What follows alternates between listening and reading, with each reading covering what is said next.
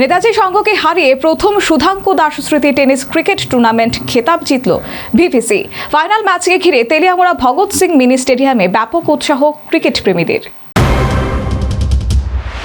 টি-20 বিশ্বকাপ শেষ হবার পর এবার দরজায় কড়া নাড়ছে আইপিএল ক্রিকেট প্রেমীদের চোখ টিভির পর্দায় থাকলেও রাজ্যের বিভিন্ন জেলা এবং মহকুমাতে টেনিস ক্রিকেটের উন্মাদনা ব্যাপক হারে পরিলক্ষিত হচ্ছে, যার প্রকৃত দৃষ্টান্ত পাওয়া গেল তেলিয়ামুড়ার নিউ স্টার আয়োজিত টেনিস প্রতিযোগিতার ফাইনাল ম্যাচকে ঘিরে।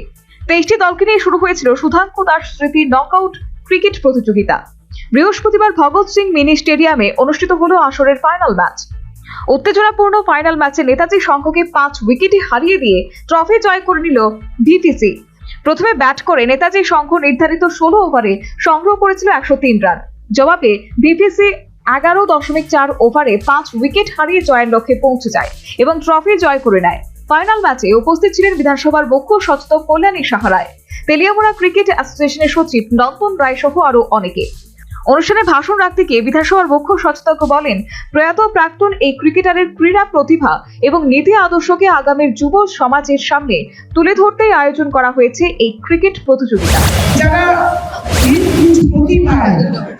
নিজের নামের সাথে সাথে নিজের জন্মভূমিকেও যারা উজ্জ্বল করেছেন, তেলিয়ামুড়াকে যারা গর্বিত করেছেন, আমরা চাইছি সেই সমস্ত বিস্তৃতির অতলে হারিয়ে যাওয়া সেই সমস্ত মানুষদেরকে আবারও সামনে আনা, তারা জীবিত থাকুক কিংবা স্বর্গবাসী হোক।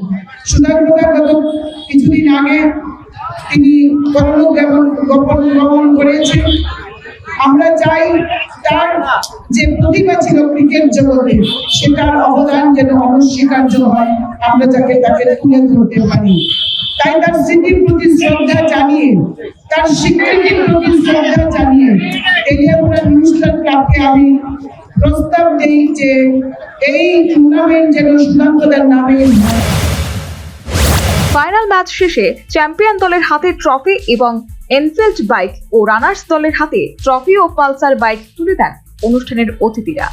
ক্রিকেট প্রেমীদের বাঁধ ভাঙা উচ্ছ্বাসের মধ্য দিয়ে সমাপ্ত ঘটে এই টেনিস প্রতিযোগিতা।